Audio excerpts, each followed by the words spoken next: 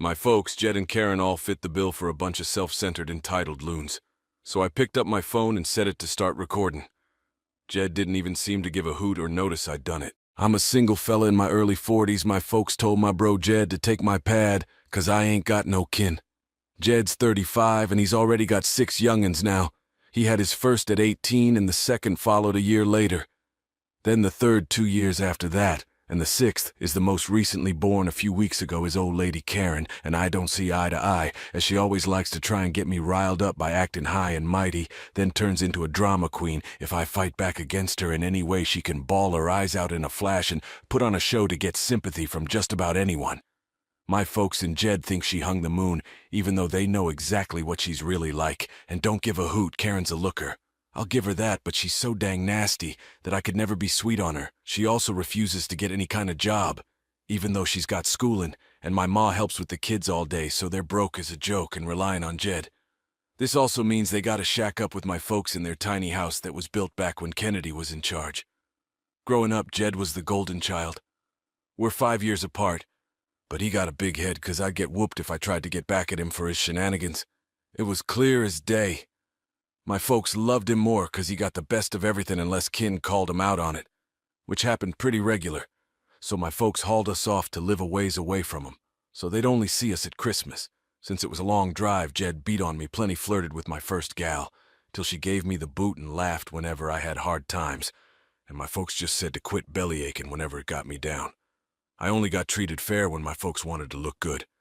I gotta admit it was pretty funny seeing their faces whenever they had to treat me same as Jed on birthdays and such, 'cause other folks were around. We had kin that were real nosy and loved gossip, so my folks did their damnedest to keep things hush-hush and said they'd take all my stuff if I didn't keep my trap shut. If anything, my folks just had more reason to celebrate when I turned 21 and moved out, 'cause it meant they were done providing for me. I didn't even have my diploma yet when I left, but sleeping on couches was a sight better than living with them. I only saw them once a year like the rest of the kin. After leaving home, they didn't even come to my graduation, but I didn't give a hoot at that point. The start of the China virus wasn't kind to me. I lost my job and couldn't keep paying for my pad 'cause my pal Hank also lost his job, and we were both broke, even with government money. It was a nice place that cost a pretty penny, and I loved it there as the lease was ending. Hank left early to go stay with his folks, and I had to sell dang near everything I owned 'cause I was fixing to be out on the streets if I didn't get rid of most of my stuff. I should have rented a cheaper place, so I could have saved more dough, but I was living high on the hog till that life kicked me in the teeth, and I realized I should have been living somewhere that didn't cost an arm and a leg. I stuck to my guns and came up with a plan. I got me a truck just 'cause I love 'em, so I found a cheap camper in good shape for $1,000 and put it on my truck so I could live in it for a spell. It was supposed to be temporary, but I ended up living in it way longer than I ever figured. I was hoping to be able to park my camper at my folks' place where Jed and his brood still live. But when I asked my folks to let me stay for a bit, they said they were full up and didn't want me there. Plus, we ain't exactly been pals the last 10 years. They said they'd only let me park there if I paid 'em dang near what it cost to rent a place in my neck of the woods that was way too steep just to park my camper. I was out of work and trying to save as much of my government money as I could till I could find a new gig. I may as well be renting a place with the price they were asking. My folks called my camper an eyesore and told me to get lost since we couldn't see eye to eye, and still thought it was a real hoot that I had to live in a camper. Jed joined Karen in pointing and laughing at me, calling me a hobo. I parked my camper in a store lot to sleep the first night I had nowhere else to go. I was shaking in my boots that someone might try to break in. Wasn't no way I slept a wink that night. There was nowhere else I could go. All my kin with houses were a ways off, and all my pals lived in apartments, and I didn't want to leave my stomping grounds. I'd also had my mail sent to a buddy's place. It was the only way I could get my mail anymore. Finding a good place to park was a real pain. I went looking to try and find a job like my old one. Took months of living the camper life. In that time, I had to deal with all sorts from bums and junkies to folks telling me to scram 'cause my camper was an eyesore. One fella who told me to get claimed to be with an HOA. I wasn't even parked on a street with houses. And when I asked what HOA, they got madder than a wet hen and made threats. I moved my camper anyhow just to steer clear of trouble to keep the lights on. I figured out how to use a long extension cord to plug in wherever I could to juice up my camper batteries. This meant sneaking around and plugging into an outlet on some random building while parked on a street. I know that ain't right, but I had to keep my batteries going so my fridge would stay cold. I had a little solar charger for my phone, but nothing like a generator, and those things are loud and need gas anyway. So I did what I had to. After months of that, I finally landed a new job. I had to go to the next town over to find work that wasn't clerking. I clerked while in school and swore never again. Though I was about ready to go back on my word, I was still getting government money. But I had nowhere to live while getting it, and I didn't want to be out of work when it dried up, plus I was bored as all get out. I had nothing to do but read watch flicks on a little DVD player, use my phone or pewter, and keep track of where I could park and what public crappers I could use. Kinda envied the Japanese having public bathhouses. We could use stuff like that here when I finally got a new gig.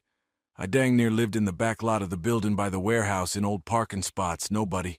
The only folks who seemed to use them because they were so dang far in the back that the area was pretty much forgotten. My boss, the head honcho, actually liked this setup, because I was willing to take any shift I could get as long as I got enough shut-eye. He even let me take the camper off my truck and park it in one of the spots so I could drive around without it. Not rightly sure if this was on the up and up, but nobody gave us any guff the whole time I lived back there. I didn't have to deal with many varmints, just a few. But the guards ran 'em off. I was pretty much on call round the clock when they needed me, and worked dang near every day of the week. My boss let me hook up my camper to the building for electricity and water, and I paid a little rent by working for free on Sundays when nobody else was in the office except the cleaner and guard. Other than that, I usually had to wash up at a pal's place or at my gym since the camper didn't have a shower, just a porta potty, and I didn't want to fill it because dumping it is a nasty job, so I used other crappers as much as I could. I had a key to the warehouse and could go in to use the John any time. I was even buddy-buddy with the night guard. He's since become one of my best pals. The camper was easy to heat in winter, with a little electric heater. Summers were a real bear, though the camper didn't have AC, so I had to get a used portable unit just to make it livable. I worked a lot of overtime and learned some new tricks from the other fellas. Eventually, halfway through this year, I got a better job in the company as a boss, and started making more dough than my old gig. That's when I decided I wanted a house. The scare I got from losing my condo made me see I needed something more steady for the long haul. I looked around for something near work, and just a couple miles away found a 3-bedroom trailer on a little plot, but I somehow got it for 10 grand, less than they were asking. I used about all my savings for the down payment and got the okay for a home loan. I finally didn't have to live in a camper no more. There was room for me to back my truck in behind the house to take the camper off and set it up in the yard, so I put it there as its own little shack, just in case I want to use it again. When I was all settled in the house, I was fool enough to brag about it on Facebook. My kin saw the post, and that's where this mess really starts. After a few weeks, my folks and Jed Long with his brood showed up out of the blue to have a look. See at my digs. I never even gave 'em my address, so how they found out where I live I still ain't sure. None of my pals fessed up, and no other kin visited me before that, so I reckon they might have stalked me at work and followed me home or something. It really wouldn't shock me once I opened the door. They about all shoved their way in like a bunch of rowdy tourists, then just started making themselves to home. They all kept snooping round, and Karen still had this creepy smirk that she kept flashing me. And it was only later that I figured out why, and it made me madder than a bull on steroids that just got stung by a hornet. My folks kept jawing about how I got so much extra space now, and it's too much for someone like me with no wife or young'uns. And Jed kept going on about how there was more room than our folks' house. And my place was closer to his job, too. Red flags all round, I tell ya. Eventually, Jed asked to jaw with me in private, everybody else up, and skedaddled onto the front porch. That's what finally made me see they'd cooked up some scheme. Jed said the house was too much for just me, and I ought to let him move in with his brood, 'cause Karen's got another bun in the oven and my place is a lot closer to his job. He pointed out I already got the camper, so I could just live in that outside while they take over the main house, and I want to make it clear Jed never once said nothing about paying rent, mind you. He's got a good job. He also started going on about how there'd be changes and even curfews, and that I couldn't just waltz in any old time without giving a holler first. If it weren't my own brother, I'd think the fella I was talking to had gone plumb loco. But Jed lost his marbles ages ago, thanks to our folks treating him like he was the center of the dadgum universe. I tried to get a word in, but he kept jawing over me like I had no say in the matter. There was no way in hell I'd let my place or parts of it to him. Other folks maybe just so I can pay off the mortgage quicker. But sure as shooting not him or his nasty old lady. I've heard of this exact kind of sitch in videos online bunches of times, and never once did I reckon I'd be living it 'cause I thought it so gosh darn crazy. But my folks Jed and Karen all fit the bill for a bunch of self-centered entitled loons. So I picked up my phone and set it to start recording. Jed didn't even seem to give a hoot or notice I'd done it, and just sat there flapping his gums about all the reasons why he needed my house, then went from saying that to acting like it was all settled and trying to shake my hand. That's when I finally showed some backbone and hollered, hell no, loud enough that Jed about fell over. I'd hardly ever raised my voice to him like that, 'cause I'd get whooped by our folks whenever I did, but this was my house, not theirs. My spine can shine bright as it wants here. I stood up and told him my house wasn't up for grabs, and acting like I'll let him move in just 'cause they want it won't make it happen. I bought my place for me, and it ain't my fault he keeps having more youngins and has to keep shacking up with our folks, 'cause he's broke. Jed got right up in my face without actually touching me and said I didn't deserve the house and he needed a better place for his kin to live. I laughed in his face and said that was a load of bull 'cause I worked my tail off to be able to buy my house. Course I deserved it. Jed started hollering that I got no wife or kids and I don't need all the space, so I may as well give it to him. I said I ain't giving him diddly, and he never even offered to pay me rent if I let him move in. I'd still be covering the whole dang mortgage on my own house without even being able to live in it. Jed said he shouldn't have to pay rent 'cause his family comes first, and our folks said I was gonna do this and that I would. I yelled like their word was law or something and told Jed they didn't have the right or power to give my house to him. Then my ma and Karen barged back in through the front door and ganged up on me to try and make me cave. There was a whole lot of fighting, but long story short, I must have heard him say, "Just do it for Jed." More times than I can count in the ruckus I told them all. They got no say in my life or my house, and to get before I called the law. Karen screeched the loudest at me about how she's knocked up again and I ought to do this for her. I said I ain't done squat to her. She just reckoned she could take and take from me like I'd let her. I don't owe her or her kin a dadgum thing. Then I called her a high and mighty witch who never had no respect for me. So I don't give a hoot what she thinks or how many brats she's got. I got no pity for her. She ain't gonna be living in my house. Well, that riled her up something fierce, and she came at me. She got in one good lick on my face and tried to do more, but Jed held her back, kicking and screaming. She kept hollering for him to let her go so she could claw my eyes out the phone I was holding. Got about all of it, so I held it up and said I'd call the cops if they didn't skedaddle pronto. My folks told Jed they were leaving. Then my ma said I had a week to wise up. I told her I won't and to stay gone. Then I told Karen my phone got it all, and if she tries anything, I'll have the law on her. She screeched at me and stormed out, bawling her eyes out with her face in her hands.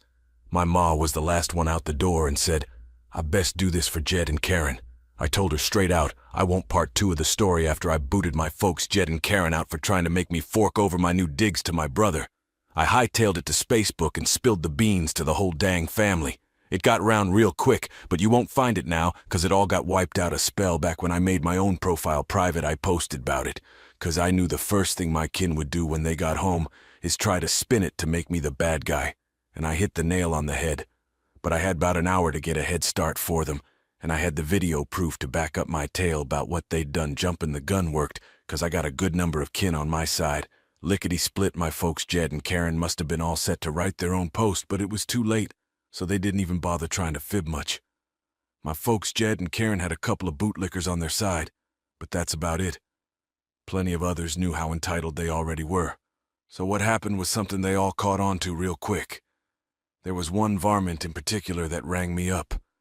I ain't sure who they were, but they raved at me that I was a rotten brother, and I needed to make way for a real family man. I just hung up on 'em and blocked the number. That didn't happen again. The week went by, and my folks showed up with Jed at my front porch, just like they said they would.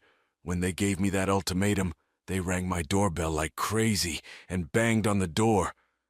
Till I finally answered, I cracked it open, and they tried to bust in again, but I'd put in some latch chains that stopped 'em, and even put my body up against the door for good measure. My PA and brother demanded I let 'em in, but I said I was recording it all on camera and would call the law if they tried to break in again. My ma settled 'em down, and then, in her phoniest sweet voice, asked if I was ready to let my brother move in. I told her, and the rest of them, to go to hell and never darken my door again. My ma put on the croc tears and asked why I can't just do this for Jed, 'cause he's my dear brother. I laughed and told her straight out, I don't love him like a brother 'cause he treated me like crap for years, and they only egged him on their sorry excuses for parents, and he's a sorry excuse for a brother, then told him to get, or I'd be calling the cops right quick. They all left real easy, like apart from my ma's loud bawling, and the others giving me stink eye. You could say making them leave was a mite too easy. I reckon the whole dang mess was over, but I guess I should have taken them more serious-like, 'cause they had other fool plans. I came home later that week on a Friday evening to find a moving truck and Jed's minivan parked in my driveway. It was Jed and his brood. They're moving their stuff in. He just waved at me with a crap-eaten grin when I saw him. I was madder than a wet hen and told him and the rest of his kin to quit. But Karen smugly said to me that, like it or not, they were moving in, and then in the most phony way while cocking her head and sticking out her lips. She said it was just fine 'cause my mama said so, and I ought to always mind what my mama tells me. I was so dang mad hearing those words and seeing her smug mug that I locked myself in my truck to call the law right quick when they saw what I was doing. Karen started pounding on my window and hollering at me to stop, and that I can't do this to her 'cause she and Jed need the house, and she bawled, "Why can't you just do this for Jed?" I hollered back, "Jed, it's my gosh darn house, not his." Then she threatened to key the side of my truck if I didn't quit calling the cops, all of which the 911 gal heard 'cause the window was cracked. I told Karen if she messed up my truck, I'd sue her, and she was smart enough to back off when the law showed up. Jed and Karen and their brats had locked themselves in my house. I told the cops what happened and showed them my new license with my address on it. Then when we went to my front door, I saw they'd changed the lock, and the old one was lying on the porch with the middle of it drilled out, and the drill they used was right there, with a whole set of Harbor Freight bits. I pointed out the busted lock and drill, then gave the cops the whole story of what happened before. Well, I reckon Jed must have called our folks over at some point after I got home, 'cause they showed up while I was talking to the law. My folks straight up lied and started saying I'd agreed to let my brother and his kin rent my house. I said that was an easy fib to catch one way or t'other, so Jed and Karen finally came out of my house with some papers in hand. They both looked real smug, like they'd somehow put one over on me. They'd gone and drawn up a fake rental deal. But my John Hancock wasn't on it. There was one, but it didn't look a lick like my chicken scratch. I don't reckon any of 'em have ever actually seen my signature. So that was dumber'n a box of rocks on their part. I told my folks and Jed that was some stupid, bald-faced fraud, and if the law looked into it, they'd figure that out right quick. And I don't reckon going to the slammer would do 'em any good. It could even make Jed lose his job, which is the only way he's got to provide for his kin. I also said I'd get me a lawyer and sue for damages if anything of mine was lost, stole, or wrecked, and I'd call CPS to boot. Jed went white as a sheet and looked powerful scared when I said all that. But my ma got between us and kept going on about how I ought to just do this for Jed and live in the dang camper so they can finally have a family house to themselves. I yelled at her that if she thought it was such a bright idea, she could do it for Jed herself and let Jed have her place. Instead, the cops got my ma away from me, and I said I wanted 'em all out right this second or I'd press charges. I hollered about how they drilled out my front door lock to break in the lease papers were obvious fakes. They forged my signature real bad, and I got video of Karen jumping me. Those are felonies I could ruin 'em with if I wanted, and if they didn't get, that's exactly what I'd do. The only reason I hadn't already was for Jed's youngin's sake, so they got one shot to skedaddle the second my folks heard that. I reckon it finally sunk in, that they couldn't make me do it for Jed. My ma gave up and said she'd put a stop to this. Then she went over to Karen and had a quiet word with her for a minute, while my PA talked to Jed. Karen right away started bawling something fierce and tearing up the fake rental papers into itty-bitty bits and tossing them like confetti, only to have a lawman tell him to pick up the scraps, or he'd write him up for littering. Both of the cops by now had the "I don't get paid enough for this" looks on their mugs. Jed had to start telling his brats to load their stuff back in the moving truck. The kids were all crying, and the oldest was boo-hooing that he won't get his own room now. Karen and Jed gathered their brood up to try and make one last sorry attempt to guilt me with the sad family act. I swear I think they'd practiced it beforehand. All the kids had the same begging look with wobbly lips. Karen kept rubbing her baby bump and tilting her head to look like a kicked pup. And my brother just made the saddest face he could and said, "Please don't do this. We gotta be able to live here," but I didn't give an inch and told him to keep packing all the kids. And Karen turned the waterworks up to high heaven, and Jed hollered at me, "Are you happy with yourself? You've kept us from having a home 'cause you're too dang selfish to share and help out, kin?" I busted out laughing like a loon and shot back that what he was trying to do was taking, not sharing, and no amount of ballin' will make me let his kin move in, 'cause he ain't no brother of mine no more. He's just a self-centered jackass who thinks he can take whatever he wants from me, like when we was kids and started cussing me out till the law told him to simmer down or he'd be in bracelets whether I wanted to press charges or not. He sucked in his lips and looked scared and madder than hell all at once. I asked the cops if they could stick around till my folks Jed and Karen had all vamoosed, and they said they weren't going nowhere till this was settled. In fact, in the next few minutes, 2 cops turned into 4, as more pulled up for whatever reason that lit a fire under my folks to get a move on. I made Jed give me the keys to the new lock he'd put on my front door. He sure didn't want to hand 'em over then. Instead of giving them to me, he straight up chucked 'em down the street and into a storm drain while telling me to go get 'em myself. But one of the cops tore into him for that and made him go fetch him. He had to pull the grate off just to get at him. And he got real dirty doing it. When he got the keys back, he just grumbled, then smacked 'em down into my hand. I then told 'em all to get and stay gone. My ma said I'd be disowned for this, like that was supposed to scare me, and I said as much to 'em. Then, in a real sarcastic voice, I said something like, "Oh no, that means I won't get to come to any holidays with y'all, where I always get treated like crap by the lot of you anyhow. 'Cause Jed's always been your golden boy. You treated me so dang bad when I was growing up that if Jed ever needs a donor, I wouldn't give him squat, so do like you always told me to do when y'all done me wrong and suck it up." My folks were gobsmacked after I said all that, and the 4 cops were giving them some real judgy looks, too. I tell you, if you want to put rotten parents like mine on the spot, call 'em out in front of the law, 'cause they'll probably not try any real dumb stuff. Then my ma just started bawling and walking away.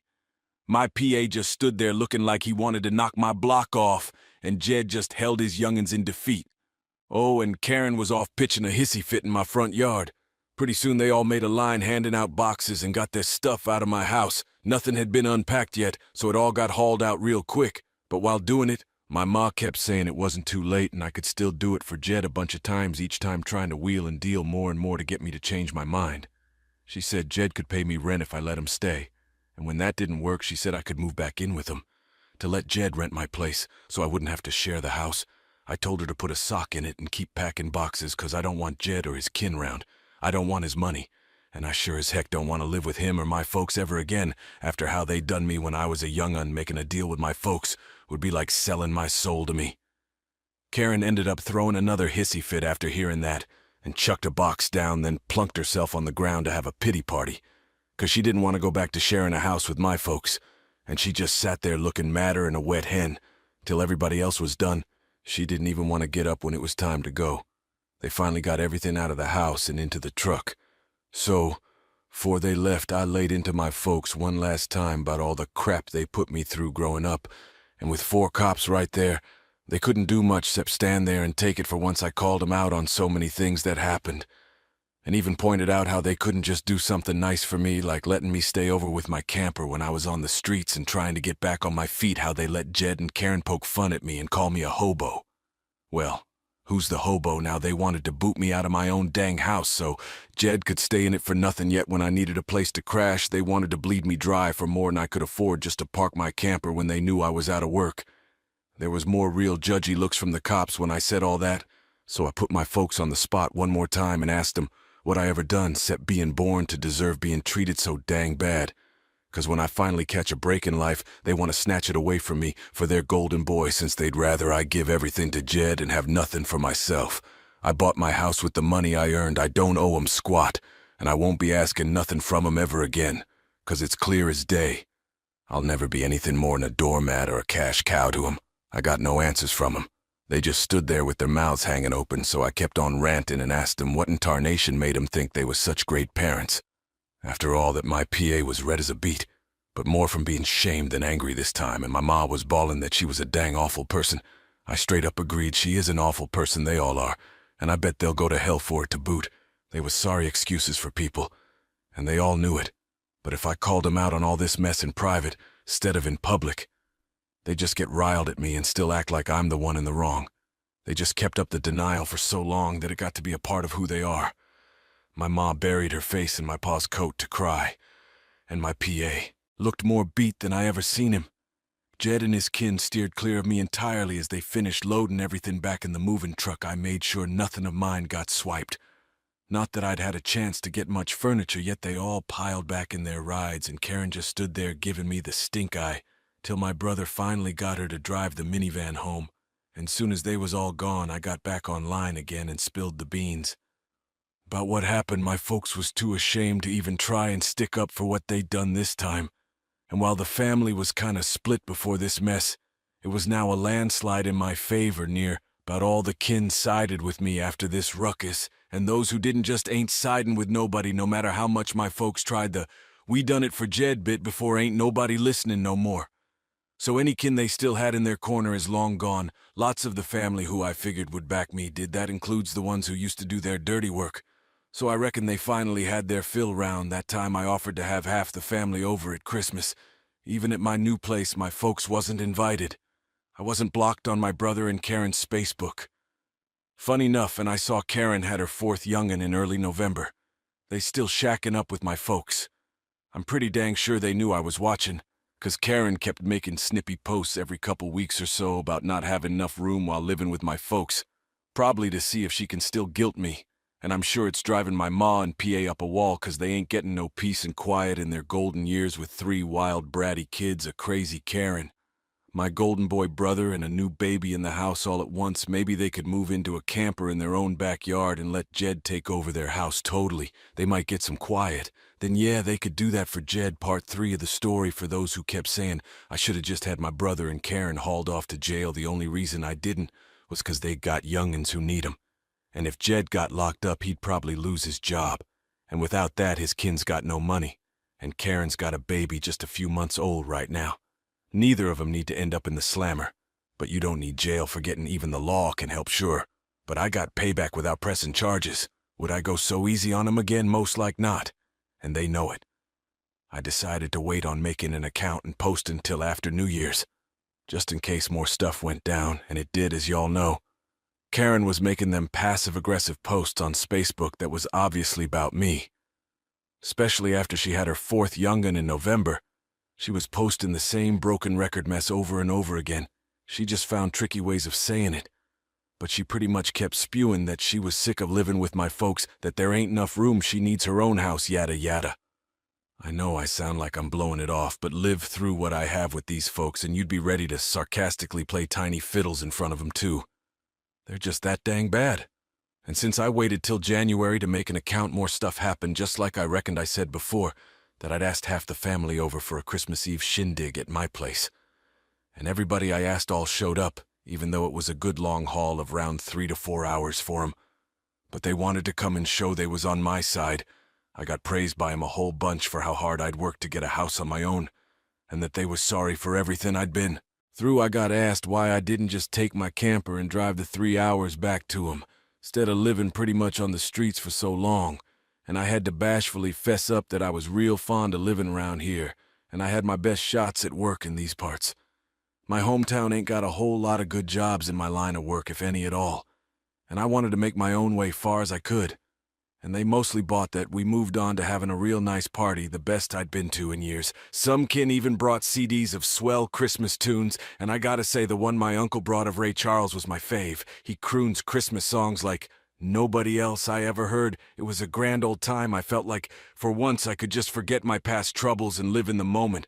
But I wouldn't be writing this if it had stayed that way about 2 hours into the shindig. You know who showed up? My folks.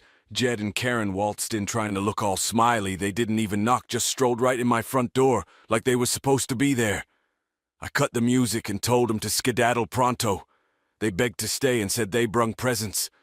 One of my uncles hopped up and hollered at 'em, for I got another chance to talk, and he said they don't deserve to be in my home or my life after the crap they tried to pull months before. And he was backed up by a bunch of other kin. Mind you, this fella's my ma's brother, and he used to be right fond of her, till he found out about the mess that went on between me and my folks. My grandfolks, old as they are, about got in the middle and said to my folks that if they want to patch things up with me, it's way too soon. And they ain't never been more let down by 'em than they was this past year. They'd hid their playin' faves with my brother from pryin' eyes for a long spell. But nobody was fooled no more. And they needed to make a real go of trying to actually treat me like a son, if they ever wanted to be in my life again. Then they turned to Jed and Karen and said they seen the broken record bull Karen keeps postin' about they're sick of it, and to just drop it already. My house ain't gonna be their new home. Karen went back to her usual trick of bawlin' and had a pity party about how she ought to be the one livin' here and not me. She flopped down in a chair to pitch a fit and say it wasn't right. I got this house to myself when I ain't got no family of my own. And she's got 4 kids that need more room, and she just wanted a nicer place to live and feel like a real mama. It was petty of me, but I said loud and clear that she stinks as a ma, 'cause she lets my ma do most of the rearin', while she sits on her rump all day boozin' playin' on her phone, or goin' out and blowin' all of Jed's money, and she's got the gall to gripe about it. I even cracked wise that I'm shocked her baby don't get loaded from her mommy's milk since she drinks so much hooch, which I admit was a mite too much 'cause I got some looks. And Karen demanded to know if I was calling her a bad mama. I said the proof's in the puddin', and if she wanted to be able to afford to move out of my folks' place someday, then she needs to put her fancy schoolin' to work, get a job, and learn to pinch pennies. My ma already does most of the lookin' after my brother's young'uns anyhow, so she'd have plenty of time once her baby gets a bit bigger. Jed's oldest kid, who's 7, come running up to start kicking and screaming at me for yelling at his mama. And he kept at me about how his mama said I was the bad guy who made her cry and wouldn't let him live here. That's when my brother grabbed his boy to haul him off. But all the other kin jumped in, and this kind of turned into a family meeting. Against Karen and my brother, she was bawlin', her new baby was bawlin', her kids was bawlin' shoot. Even Jed was about to turn on the waterworks from the tongue lashing he was getting walloped with. He ended up just sitting on the ottoman. I keep shoes on by the front door and looking like a total wreck. He couldn't look nobody in the eye. He couldn't even get 2 words out to me, not with a whole house full of mad folks ready to rake him over the coals if he tried to let his inner golden boy out again. If they wasn't there to get in his way, I'd wager this would have ended up a repeat of when he tried to boss me round to try and take my house months before. By this point, though, he'd been so dang shamed that his and my folks' name in the family was totally shot, 'cause the masks was all off now right quick after my folks Jed and Karen all left with their tails between their legs. The party got going again, and we all steered clear of talking about what just happened the rest of the evening. Since most of the grown-ups had been tipping the bottle, everybody stayed over at my place. I even let some of them bunk in the camper, so there'd be enough room. I fess up, it makes a good guest house, too. My kin all wanted a look-see of it earlier, and they said they couldn't believe I'd been living in it for around 2 years. I got a heap of questions about it, like what summer and winter was like and so forth. I was up earlier than everybody else Christmas morning and had a fresh pot of joe and some ibuprofen for the spiked eggnog hangovers. A few of 'em had. I got told I was a way better host than my folks ever was. And we all agreed to do this again next Christmas. After Christmas, Karen did finally quit making posts that was clear jabs at me, and wiped all the old ones too. But not long after New Year's, she more recently made a new post belly aching about how she tried to talk my folks into getting a camper like I did so it could be parked in the backyard so Jed and his kin could use the whole house as their family home. Well, a dose of your own medicine ain't never fun, 'cause my folks turned that notion down right quick. I hear nobody's gonna shove 'em out of their own home, much less their bedroom. The post was only up a couple days before Karen took it down, and she's hardly posted nothing since then. She loves to gripe, but if a tree falls and nobody's round to hear it, can it still gripe? So I reckon Karen's figured there's no point in doing it when nobody's listening no more. And Jed can't afford to move his brood out on his paycheck alone anytime soon if they end up specting another young'un in the next few years. I won't be shocked things settled down for me since then. And I've even had pals over for poker night. I'm lousy at poker 'cause I can't never remember a dang thing about it, but who cares? We get to drink brew and eat junk while being merry fools. We all loaded up on Whoppers from Burger King and just had us the best time grown men can when they just want to have a good old time and get sloshed. I think maybe around summer I'll see about maybe courting someone. I ain't exactly getting no younger here. Here's hoping that goes well. My camper just sits in my yard now, and I fess up there were some days I went out there just to pass the time in it. I did live in it for 2 years. It's like my second home, and Maybe one day I'll actually get to use it for camping like it's meant for. I ain't never been camping. My folks reckoned it was a waste of time, so it'd be a whole new thing for me.